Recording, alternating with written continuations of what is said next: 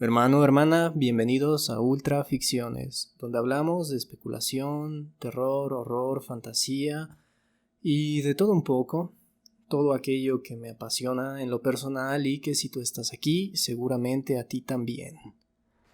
Comenzamos.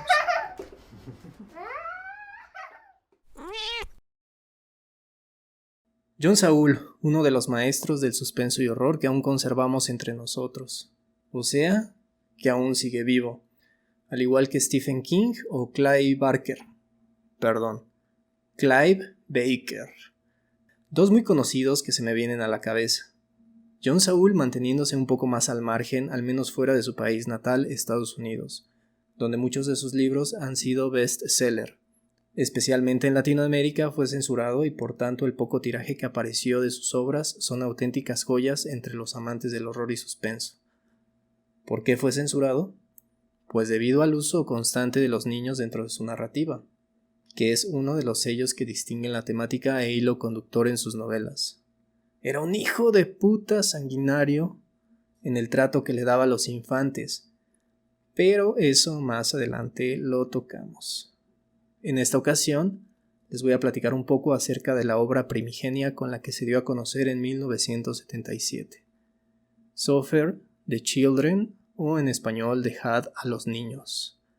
Novela relativamente corta en la edición que yo leí, una editorial Círculo de Lectores de 312 páginas. Lectura que desde que inicié me mantuvo expectante, y que va increciendo el interés conforme avanzas en la trama.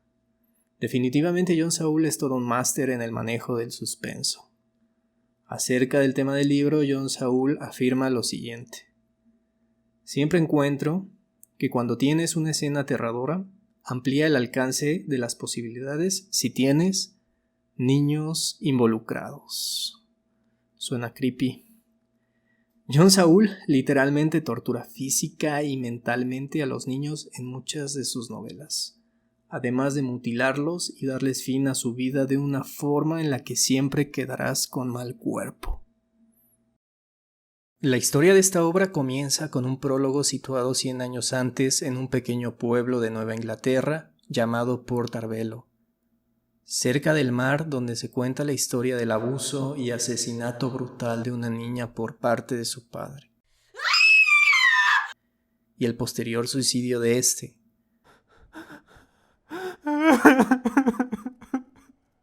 Como espectador, sabemos que su padre la mató y posteriormente dejó abandonado su cuerpo en un sitio que más adelante será parte importante de hechos y torturas inimaginables. Los habitantes del pueblo donde sucede rumorean que el padre se lanzó al mar desde las rocas. Pero de la niña nunca se supo qué sucedió con ella. La motivación y el acto vil por parte de este sujeto quedan en un misterio que en un principio te atrapa en la historia, queriendo saber qué sucedió realmente. Ya entrada la trama al presente, tenemos a la familia Conger, Jack Conger, su esposa Rose y sus hijas Sarah y Elizabeth. Y no olvidemos a la señora Goodrich, una especie de mucama en la casa. Port Arbelo es un pueblo muy hermético y conservador, renuente a cualquier tipo de cambio. Los Congers son considerados dentro del pueblo como la familia más importante, que incluso los arrecifes cercanos a su propiedad son conocidos como Congers Point o Punta Conger. Pero antes de llegar a los arrecifes se tiene que pasar por un inhóspito bosque. Se dice que existe una maldición relacionada a los arrecifes de Punta Conger. ¿Será una mera invención para mantener a los niños alejados o genuinamente sucede algo oscuro en dicho lugar? Esto lo vamos a ir descubriendo y obviamente aquí no les voy a desmenuzar toda la trama.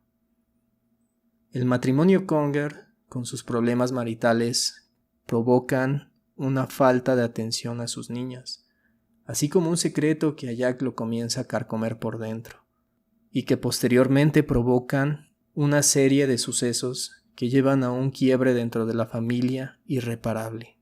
Escenas traumáticas, violencia y actos repulsivos de los cuales me sentí sumamente asqueado. Tenemos por otra parte el eje de la novela, la desaparición de niñas y niños en Port Arbelo, No entraré en detalles, pero teniendo como antecedente el gusto del autor por hacer sufrir a los infantes de las formas más inhumanas, pues se los dejo a su imaginación. Y finalmente las acciones de la pequeña Elizabeth y Sarah Conger. La primera, una muchachita muy jovial, educada y acomedida, y por otra parte tenemos a Sarah, la más pequeña, que en un principio se muestra como una niña vivaracha y muy alegre, pero que no muy avanzada la novela es maltratada brutalmente. Una golpiza que le produce un trastorno psicológico que la deja muda e inexpresiva.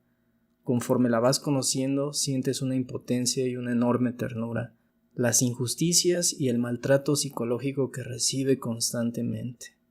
Una criatura frágil, incapaz de hablar y defenderse, siendo habitual espectadora de las atrocidades que suceden a su alrededor. Elizabeth. Difícil hablar de Elizabeth. Uno de esos personajes que llegas a odiar con todo tu ser o a sentir una inmensa compasión.